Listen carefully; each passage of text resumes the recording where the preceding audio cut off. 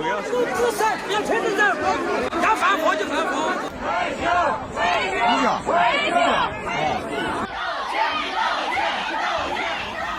脱险的，吃得下也牵不动。汽车那么大个公司，说破产就破产了。Can you believe it? In the midst of a glamorous China, with brightly lit skyscrapers, there exists a startling reality. 600 million people are struggling to survive below the minimum income. Is that number real? And if so, why in the 21st century, when the country was once hailed as a global economic miracle, imagine vast ghost cities with millions of empty apartments? While just outside, people are crowded under bridges and in cramped slums.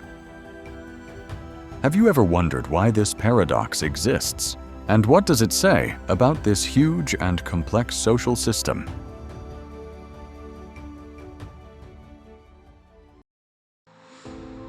Number 1. Extreme poverty to urban shadow. To understand why China in 2025 is seeing such shocking figures for poverty and homelessness, it is necessary to look back more than a century. In 1949, when the country was emerging from war and division, per capita income was lower than many African countries. At that time, most people lived on small-scale agriculture, with fragmented land and low productivity. Famine and war left millions of families homeless. A society with 80% of the population living in rural areas, lacking electricity, lacking healthcare, and having virtually no concept of social welfare, the 1950s and 1960s witnessed rapid industrialization policies, the Great Leap Forward. 1958 to 1962 was initiated with the goal of turning China into a steel powerhouse in just a few years. But the price was a great famine, leaving a deep mark in the memories of many generations. It is estimated that tens of millions of people died, and entire communities were wiped out. At that time, the problem of housing and poverty was no longer a matter of each household, but became a challenge of survival for the whole nation. By the late 1970s, when Deng Xiaoping opened up the economy, China embarked on what could be considered the most spectacular reform journey of the 20th century. Over 3 decades, GDP growth averaged 9 to 10% per year. Between 1981 and 2015 alone, more than 800 million people escaped poverty by World Bank standards. Extreme poverty income below $1.90 a day fell from 88% of the population to just 7 in 1,000. An outcome that many other countries could hardly imagine. But along with that miracle comes a special management mechanism, the household registration system, also known as hukou, established in the 1950s. The hukou classified citizens into urban and rural. People with rural household registration do not enjoy the same level of health, education, or housing benefits as people with urban household registration. When the economy opened up, hundreds of millions of rural workers poured into the city to work. By the year 2020, the migrant labor force had exceeded 290 million people. They contribute to urban prosperity, but most cannot afford urban housing, nor access adequate welfare. Have you ever asked yourself, in such a rapidly growing society, why do so many people still live in temporary housing, rent cramped rooms, or sleep in construction sites? The answer lies not in labor productivity or the number of jobs, but in the fact that the household registration mechanism has invisibly built walls between people of the same nationality. In the early 2000 years, the government began to launch many poverty reduction programs, infrastructure projects. Schools, hospitals in remote areas are built. In 2013, the Targeted Poverty Reduction Strategy was launched, targeting each poor household with specific measures such as providing new housing, supporting industrial crop planting, and providing low-interest loans. By the year 2020, China claimed to have eradicated extreme poverty. More than 96 million people were removed from the poor list. However, this poverty reduction is mainly calculated by domestic standards. Income above 2,300 yuan a year, about $356. By global standards, there are still hundreds of millions of people living in relative poverty, meaning their income is just enough to survive, not enough to have a full life of education, healthcare, and social security. In large cities, homelessness is not as common as in the United States, where hundreds of thousands of people live openly on the streets. Instead, China has a form of hidden homelessness. Migrant workers share 10 square meter rooms with 6 to 7 people, or set up makeshift beds in factories. A report by the Ministry of Civil Affairs in 2014 recorded some 2,400,000 people as being completely homeless, a figure that may have increased, but still represents less than 2/1,000ths of the population. Compared to the US at the same time, this ratio is similar, but in the public eye, the problem seems much smaller because it is not exposed on the streets. And that sets the stage for 2025. When growth slows, the population ages, and the real estate market falters. These factors not only challenge the economy, but also expose more clearly the gaps in the welfare and housing systems. Number 2. The truth behind the numbers.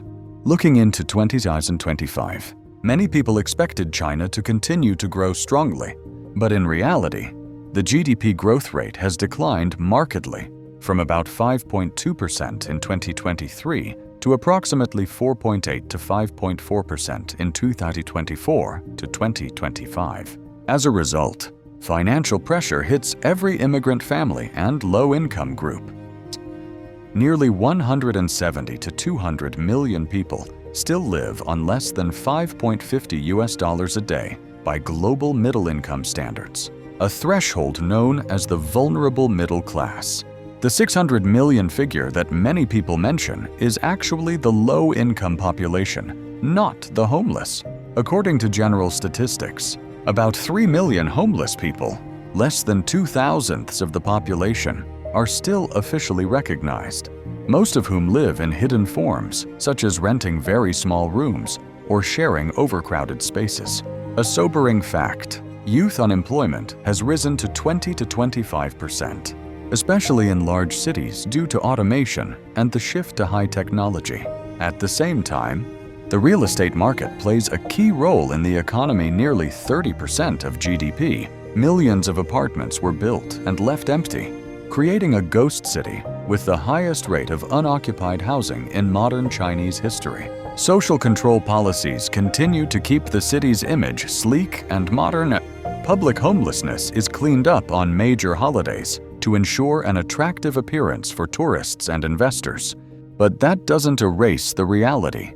Those who lose their urban residence registration still have no long-term residency rights, limited health insurance, and scarce social housing. The pandemic has severely damaged the migrant labor system. Prolonged lockdowns, job losses, widespread repatriations, many people falling into a situation of having no fixed place to sleep. Post-COVID-19, they returned to the city, but the social system did not recover in time to ensure people had stable conditions. One paradoxical economic factor is that the real estate market continues to be speculative.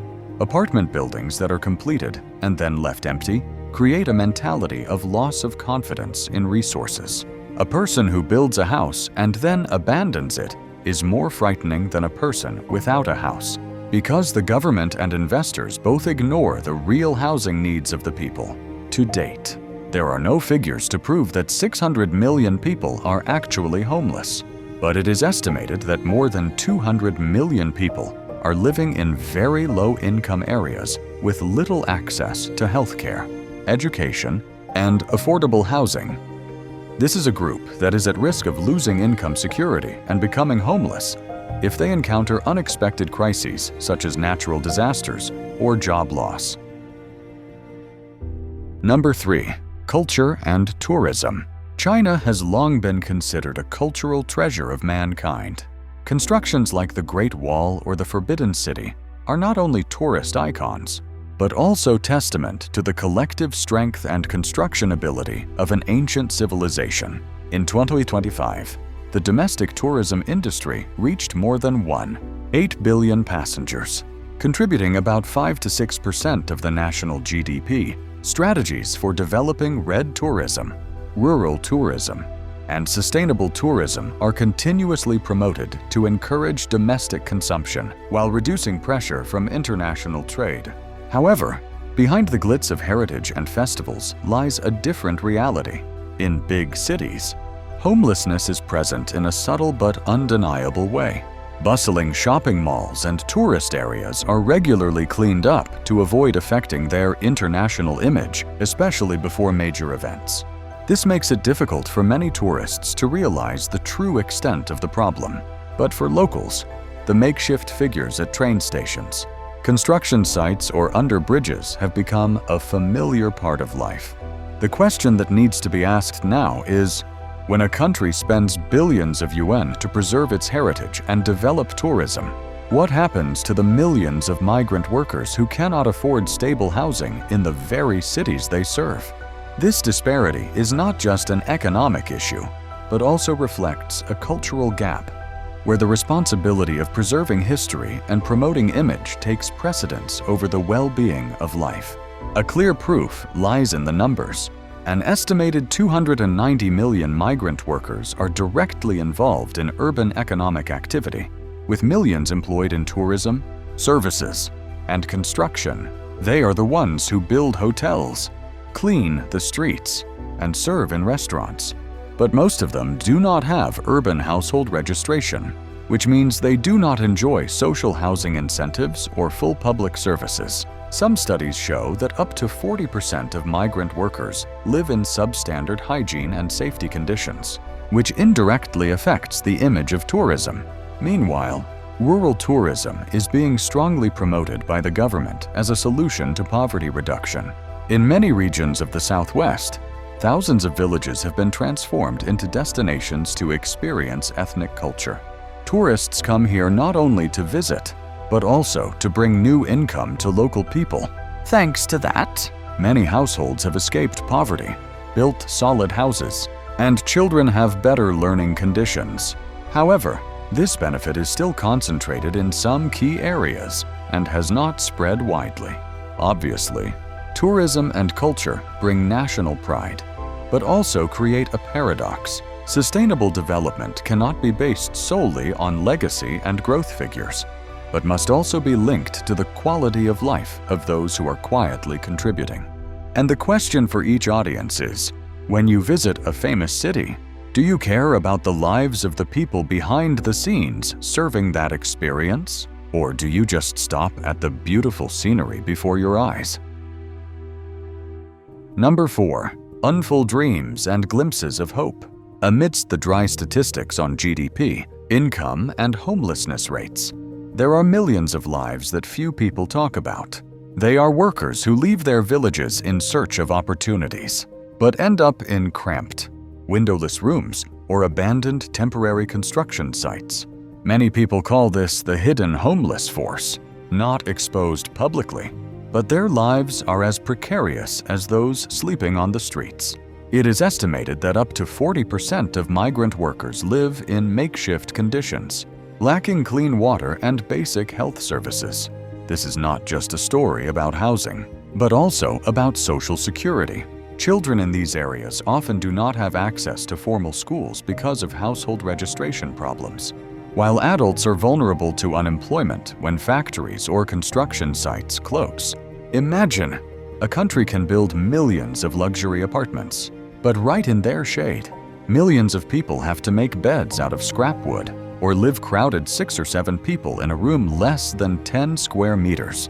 This paradox is not an abstract number, but an ongoing reality, and remarkably, many of them were the very hands that helped build the very buildings they could never live in.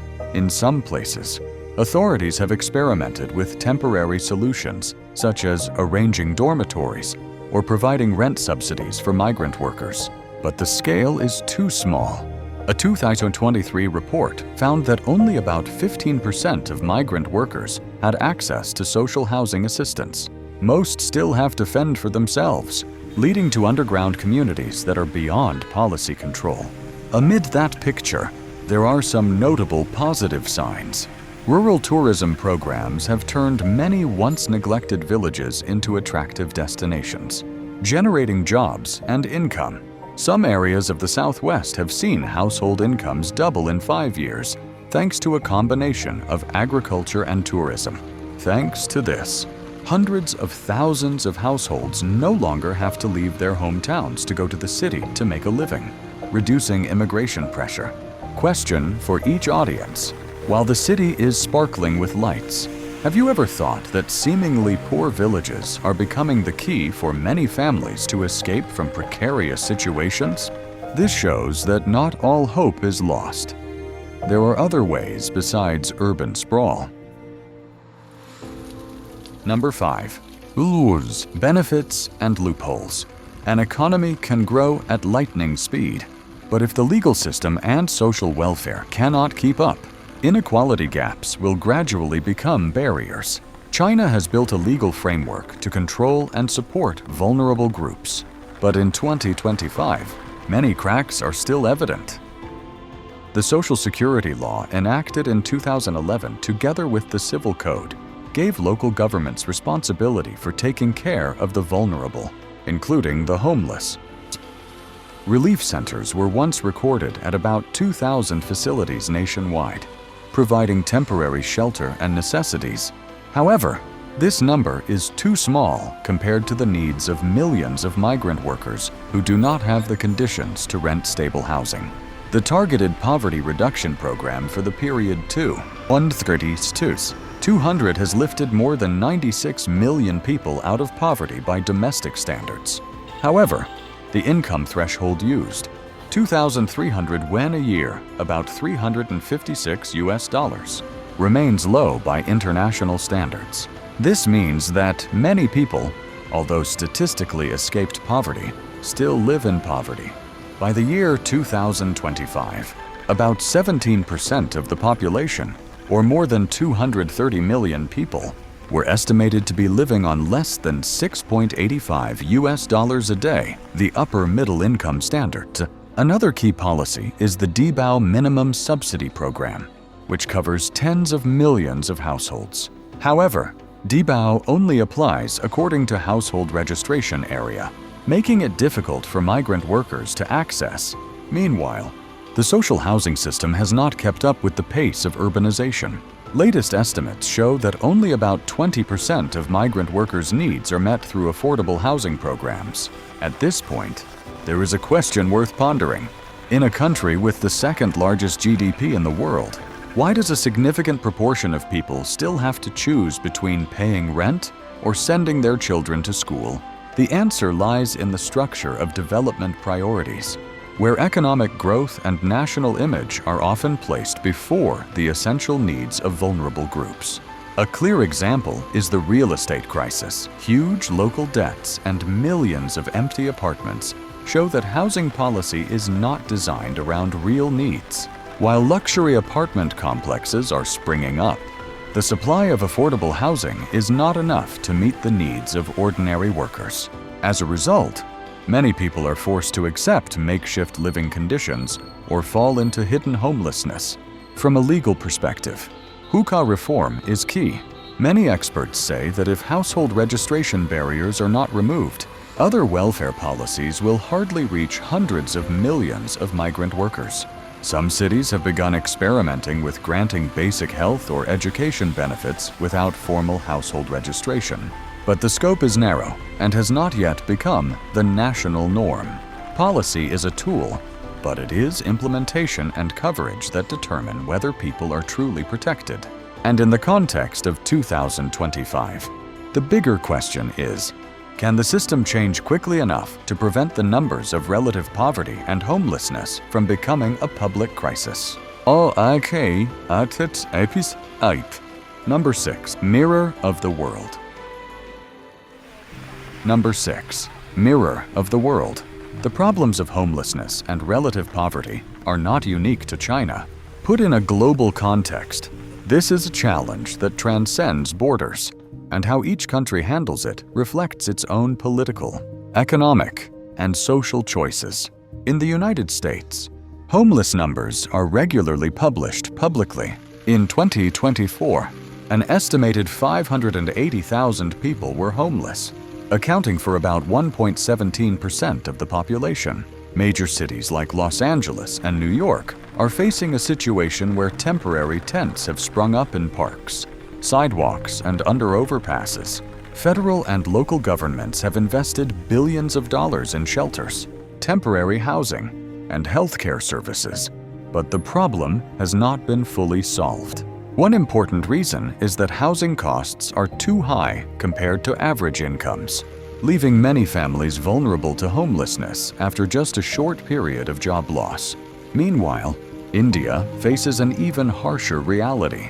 With over 1,400 million people, this country has tens of millions of people living in slums. Official homelessness rates are difficult to determine, but some independent studies suggest that millions of people live outdoors in major cities like Mumbai and Delhi. The welfare system is not yet widespread, and social housing is very limited. Temporary settlements often lack electricity, clean water, and medical services. This is the result of rapid urbanization, while infrastructure has not kept up. When placed next to China, the difference is obvious. China has about 3 million homeless people, less than 0.2% of the population, lower than both the US and India in terms of percentage. However, the hidden homelessness among migrant workers, crowded living conditions, and lack of sanitation means the actual scale could be much larger than the published figures. It is noteworthy that, while the US often lets the issue be exposed publicly, China strictly controls and limits this image from appearing in public. In the midst of that global picture, the question needs to be asked: which approach is actually more effective? Publicly acknowledging and investing heavily in shelters like the US, or controlling the image to maintain social stability like China? This is not just a story about policy, but also about development perspectives, prioritizing national image or prioritizing social welfare. In addition to housing, all three countries face inequality problems. China's Gini coefficient hovered around 0.38 in 2025, higher than many European countries, almost on par with the United States. Meanwhile, India has a widening gap between rich and poor, with an expanding urban middle class but largely rural poverty. This shows that homelessness is not just a lack of a roof, but a direct consequence of socioeconomic inequality. A notable example is the rate of urbanization. In the United States, the urban population has long been stable. In China, this figure increased from about 20% in 1980 to more than 65% in 2025. India is also growing rapidly, but still below 40%. It is the massive migration into the city without adequate infrastructure that has caused housing demand to far exceed supply. Looking at this picture, you will clearly see China is not alone, and the bigger question is not who is poorer, but whether countries dare to change to turn insensitive numbers into real life-saving policies. Number 7. Future vision. When viewed from the big picture, it is clear that China has made unprecedented strides in poverty alleviation in modern history. But moving into the year 2025, the big question is no longer, have we escaped poverty or not? But how will society maintain that achievement? In fact, about 17% of the population remains vulnerable, meaning more than 230 million people live on less than $6.85 a day. In addition, more than 290 million migrant workers continue to face household registration barriers, lacking full access to basic services. This is the group at highest risk of falling back into poverty or into hidden homelessness. Many analysts say the key to the next decade lies not only in economic growth, but in reforming the social system. Expanding access to education, healthcare, and urban housing will be fundamental to preventing the vicious cycle of poverty. Immigration, precariousness, re-poverty, Some cities have experimented with affordable housing models that are subsidized directly from the budget, rather than just through real estate businesses. These trials show that the costs may be high, but the long-term social benefits outweigh them. Employment rates are higher. Children in immigrant families have better educational opportunities, and petty crime rates are lower. It is also possible to look at how some countries have turned things around. For example, the Housing First model in Northern Europe, providing housing before requiring any other conditions, has significantly reduced rates of long-term homelessness. This raises a direct question. In a financially capable society like China, is it time to take similar drastic steps to ensure that every citizen has a roof over their heads? One thing is for sure, a society cannot be sustainable with just high-rise buildings and lights, but needs a solid foundation where every citizen feels they have a place. And that is the ultimate measure of success. If you feel today's analysis offers a fresh and thought-provoking perspective, please leave a like to let us know you support. Share this video to those who are interested, and subscribe to NVL Travel Documentary Channel to not miss the next content. And don't forget to leave a comment below. In your opinion, what is the most sustainable solution for a society that not only develops rapidly, but also develops fairly?